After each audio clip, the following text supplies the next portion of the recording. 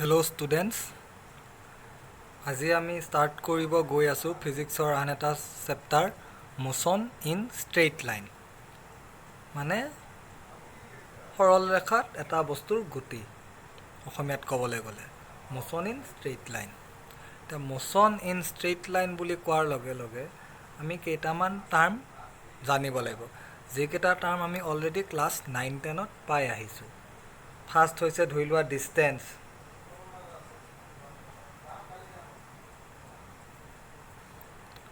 Distance হৈছে কি? দুটা বস্তুৰ মাজৰ দূৰত্ব। ডিষ্টেঞ্চ অসমীয়াত হৈছে দূৰত্ব। দুটা বস্তুৰ মাজৰ গেপটোকে কোৱা হয় ডিষ্টেঞ্চ। দুটা বস্তুৰ মাজৰ গেপটো কোৱা হয় আমি ডিষ্টেঞ্চ। চ'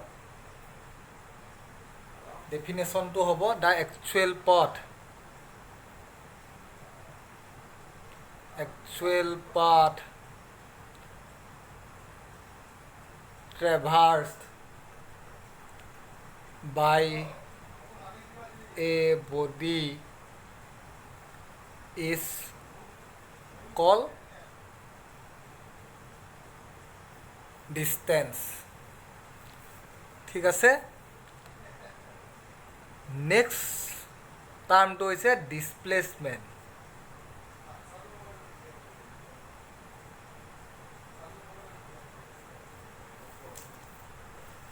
ডিছপ্লেচমেণ্ট ডিছপ্লেচমেণ্ট হৈছে দুটা অবজেক্টৰ মাজৰ shortest distance. The shortest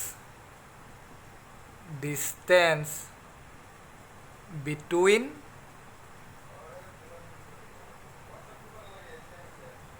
two point.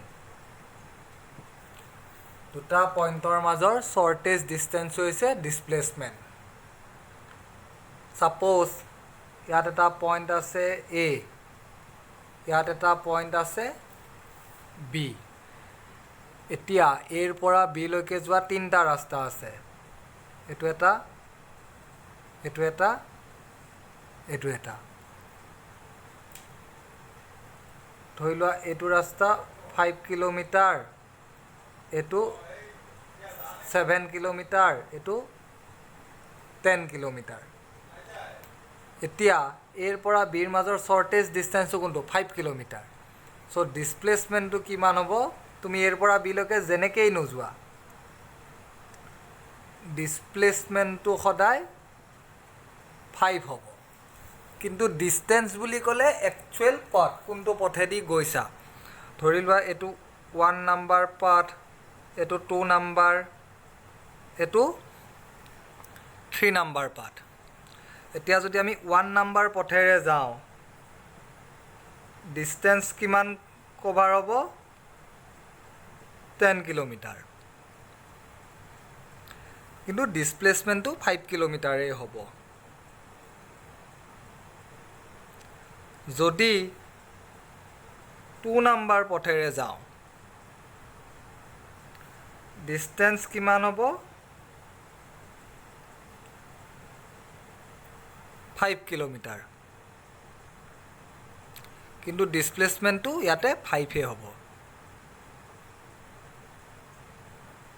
ঠিক তেনেকৈ যদি 3 নাম্বাৰ পাথটোৰে যাওঁ, ডিষ্টেঞ্চ বুলি ক'লে 7 কিলোমিটাৰ।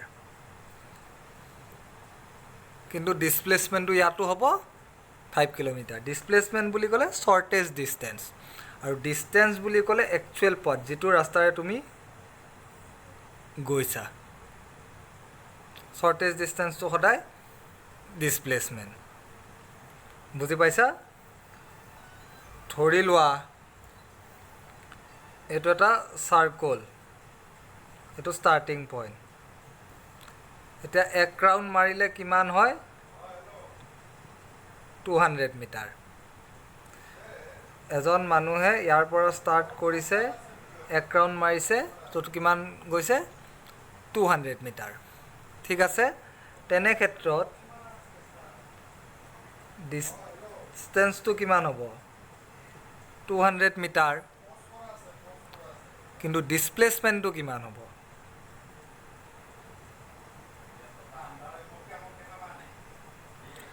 ডিসপ্লেসমেন্টটো ইয়াত হ'ব 0 কাৰণ ইয়াৰ পৰা ষ্টাৰ্ট কৰি এৰ পৰা ষ্টাৰ্ট কৰি আকৌ এক ৰাউণ্ড পিছত এতে আহি পাইছে ইয়াৰ ক্ষেত্ৰত ডিসটেন্সটো 200 হ'ব কিন্তু ডিসপ্লেসমেন্টটো কিমান হ'ব 0 এটো হৈছে ডিসটেন্স আৰু ডিসপ্লেসমেন্টৰ মাজৰ ডিফাৰেন্স ডিসপ্লেসমেন্ট বুলি ক'লে ফাইনেল আৰু ইনিশিয়াল পইণ্টৰ মাজৰ ডিসটেন্সটো বুজায় ইয়াত ফাইনেল যদিও 200 মিটাৰ গৈছে কিন্তু জোৰ পৰা ষ্টাৰ্ট কৰিছে তাতেই ৰৈ গৈছে সো ইয়াত ডিসপ্লেসমেন্ট 0 হ'ব কিন্তু ডিসটেন্সটো 200 মিটাৰে হ'ব নেক্সট আহি যায়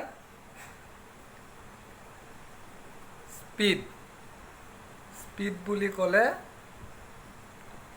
total distance divided by total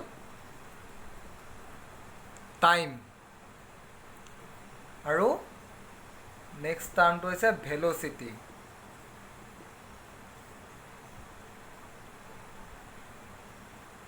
displacement divided by time তো স্পীড আৰু ভেলোচিটিৰ মাজত ডিফাৰেন্স এটোৱে স্পীডৰ ডাইৰেকশ্যন নাই কিন্তু ভেলোচিটিৰ এটা ডাইৰেকশ্যন আছে স্পীডটো হৈছে স্কেলাৰ কোৱান্টিটি ভেলোচিটিটো হৈছে ভেক্টৰ কোৱান্টিটি এতিয়া স্কেলাৰ কোৱান্টিটি কি ভেক্টৰ কোৱান্টিটি কি আমি এটো নেক্সট লেসনত পঢ়িম এতিয়া তোমালোকে জানি থোৱা স্পীডটো স্কেলাৰ কোৱান্টিটি আৰু ভেলোচিটিটো ভেক্টৰ কোৱান্টিটি স্পীড হৈছে টোটেল ডিসটেন্স ডিভাইডেড বাই টোটেল টাইম ভেলোচিটিটো হৈছে total displacement divided by total time average speed by average velocity একে বস্তু ঠিক আছে নেক্সট আহি যায় ইনস্ট্যান্টেনিয়াস ভেলোসিটি ডিসটেন্সক আমি জেনাৰেলি ডেল x দি বুজাও delta x divided by delta t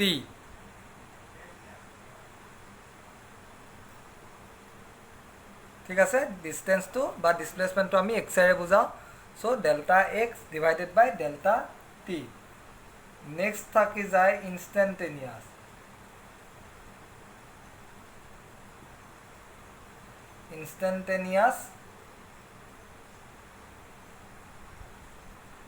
velocity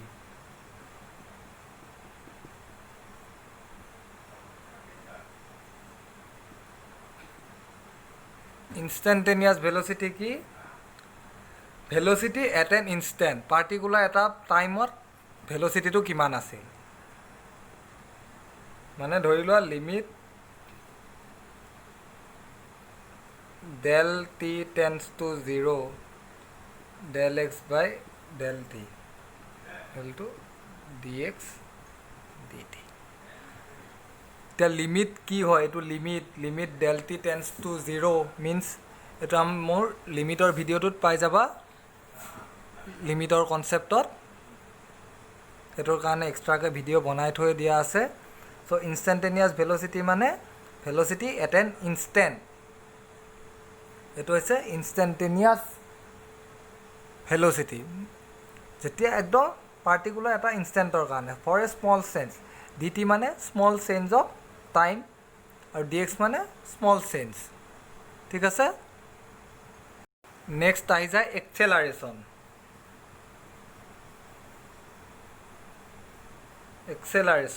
ত্বৰণ এক্সেলাৰেশন কিহেৰে বুজায়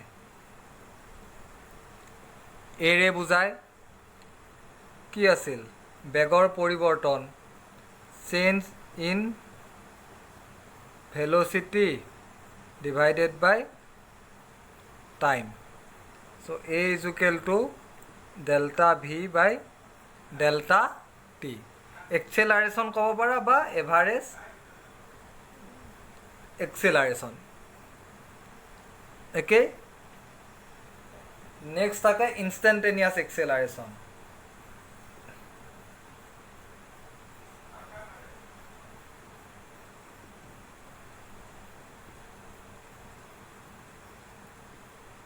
a instantaneous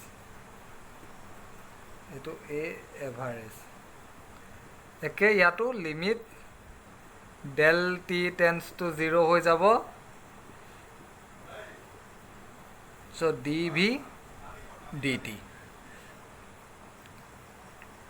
ইনষ্টেণ্টেনিয়াছ এক্সেলাৰেশ্যন হৈছে dv dt ইনষ্টেণ্টেনিয়াছ ভেল'চিটি হৈছে dx dt dv dt বা dx dt কি হয় মোৰ ডিফাৰেনচিয়েল কেলকুলাছৰ ভিডিঅ'টো চাই ল'লে তোমালোকে কনচেপ্টটো ক্লিয়াৰ হৈ যাব ভি ইনষ্টেণ্টেনিয়াছ বুলি ক'লে dx dt এইটো নিউমাৰিকেলত লাগে ইনষ্টেণ্টেনিয়াছ এক্সেলাৰেশ্যন বুলি ক'লে dv dt এইকেইটা হৈছে ফৰ্মুলা পাতি লোৱা এইটো